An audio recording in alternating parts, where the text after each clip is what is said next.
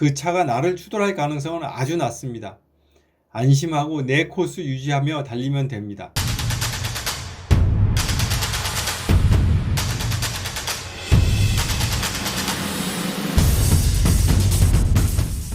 안녕하세요. 자전거 여행TV 프렌딩스입니다. 이번 영상에서는 자전거를 타고 도로 주행을 할 때 발생할 수 있는 사고를 방지하기 위해서 제가 갖고 있는 생각을 이야기해 보겠습니다. 이 영상을 보시면 조금 더 안전하고 자신있게 편안한 마음으로 도로 주행을 하실 수 있는 안목이 생기리라 기대합니다.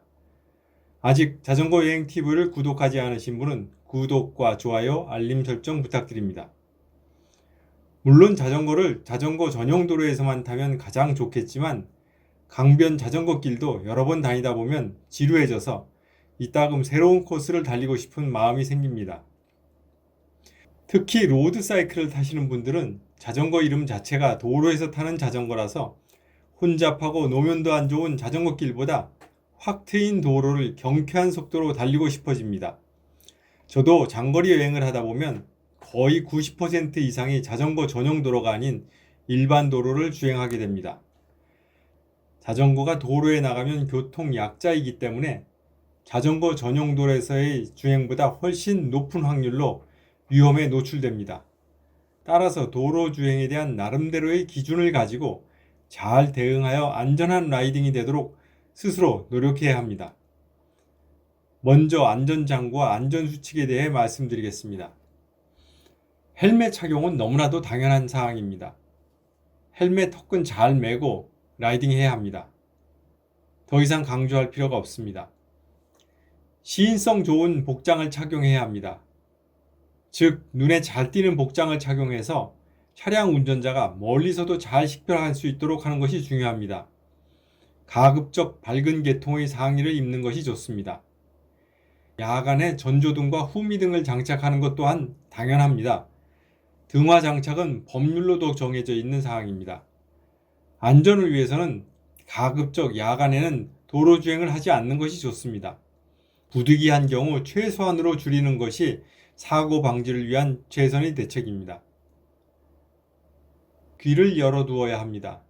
자전거 도로를 주행하다 보면 이어폰을 착용하거나 음악을 크게 틀어놓은 상태로 주행하는 사람들이 있는데 자전거 도로에서도 좋지 않은 일이고 특히 도로 주행이라면 큰일 날 일입니다. 뒤에서 차량이 접근하고 있다는 것을 알고 있는 것은 아주 중요합니다. 나도 모르는 사이에 차가 다가와서 추월을 당하면 깜짝 놀라게 됩니다. 사람이 갑자기 놀라면 위험한 상황이 벌어질 수 있습니다. 귀를 열어두는 것은 매우 중요한 일입니다. 주행 차선을 준수해야 합니다. 자전거는 도로 제일 오른 차선을 절반으로 나눈 오른쪽에서 진행해야 합니다. 잘 지키시기 바랍니다. 도로에 정지한 차량을 추월할 때 좌측이건 우측이건 문이 열릴 가능성에 대비해야 합니다. 갑자기 차문이 열려서 부딪히면 미처 브레이크도 잡을 수 없습니다. 대형 사고가 될 수 있으니 항상 주의해야 합니다. 버스를 추월하는 것은 신중히 결정해야 합니다. 버스는 등치가 크고 차가 길어서 좌측으로 추월하기 곤란합니다.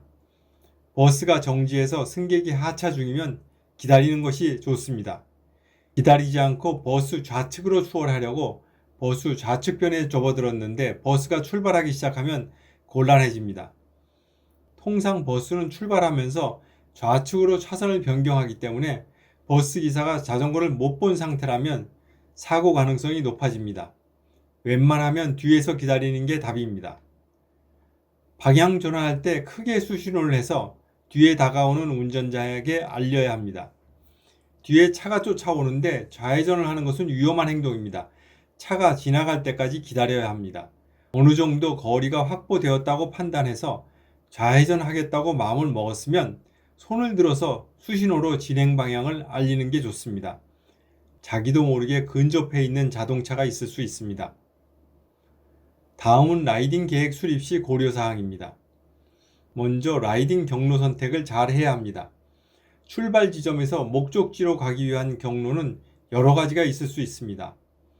요즘 국도는 중앙선이 완전 분리가 되어 있는 고속화 국도가 많은데 대부분 차량 통행량이 많고 빠릅니다.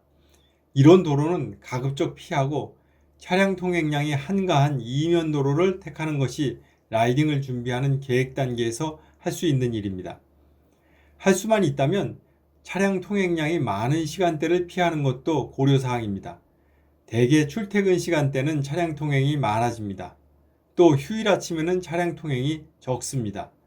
장거리 라이딩을 할 경우 이런 점들을 참고하면 좋습니다. 무리한 라이딩 계획을 잡지 않아야 합니다.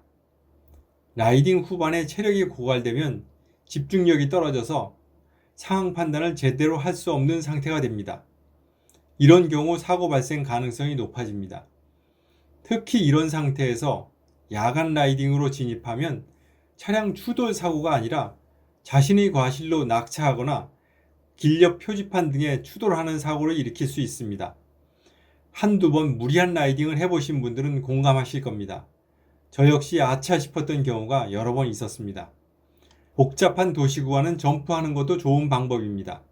굳이 복잡한 도심을 자전거로 통과하지 말고 전철을 이용하거나 경로를 우회하거나 시외버스로 점프하는 것도 계획 수립 단계에서 심각하게 고려해야 합니다. 다음으로 주행 기술에 대한 이야기를 하겠습니다. 도로 주행 시 좌우로 흔들지 말고 안정되게 일직선으로 진행할 수 있어야 합니다. 뒤에서 추월하는 차가 자전거에 근접하여 추월할 때 자칫 자전거가 좌측으로 휘청이면 위험한 상황에 직면할 수 있습니다. 이를 위해서 평소 자전거를 탈 때 핸들을 좌우로 움직이지 않고 가능한 일직선을 유지하며 라이딩하는 습관을 들여야 합니다. 평소 라이딩 시 아무 생각 없이 타는 것이 아니라 한적한 자전거 길에서 중앙선만 따라가 본다든가 자전거 도로 우측선 옆 좌측 30cm 정도를 유지하면서 직진으로 라이딩하는 연습을 하면 기량을 향상시킬 수 있습니다. 이런 연습을 하면 할수록 자전거 타는 실력이 좋아집니다. 또 한 가지 개발해야 할 라이딩 스킬이 있다면 자전거를 최대한 천천히 주행할 수 있는 능력입니다. 라이딩을 하다가 조금만 속도가 떨어지면 옆으로 기울어져서 바로 발을 내려야 한다면 도로 옆 좁은 공간에서 차량과 섞였을 때 자칫 위험한 상황에 진입할 수 있습니다. 저속에서도 균형을 잡을 수 있도록 평소에 연습을 해두면 도움이 됩니다.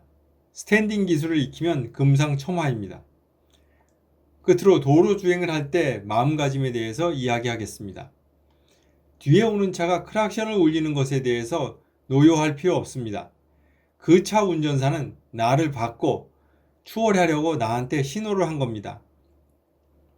이따금 음주운전자나 졸음운전자가 자전거 라이더를 덮쳐서 사고가 났다는 뉴스를 접합니다. 정말 불의의 사고입니다.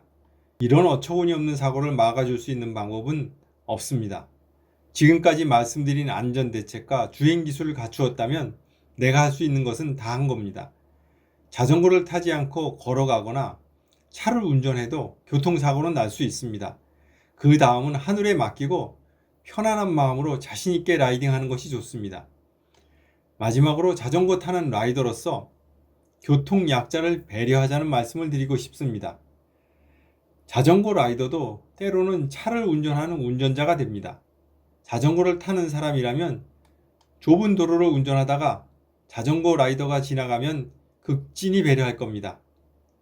차량 운전자는 자전거 라이더를 배려해야 하고 자전거 라이더도 자전거 도로에 나와 있는 보행자를 그렇게 배려해야 합니다. 우리 자전거 타는 사람들이 먼저 때로는 운전을 하는 드라이버로서 때로는 자전거를 타는 라이더로서 교통약자인 자전거와 보행자를 보호한다면 우리나라도 다른 선진국들 못지않게 자전거 타기 좋은 선진 교통 문화가 정착된 나라가 될 것이라고 생각합니다. 오늘은 도로 주행과 관련된 이야기를 했습니다. 이외에도 좋은 의견이 있으면 댓글로 공유해 주시기 바랍니다.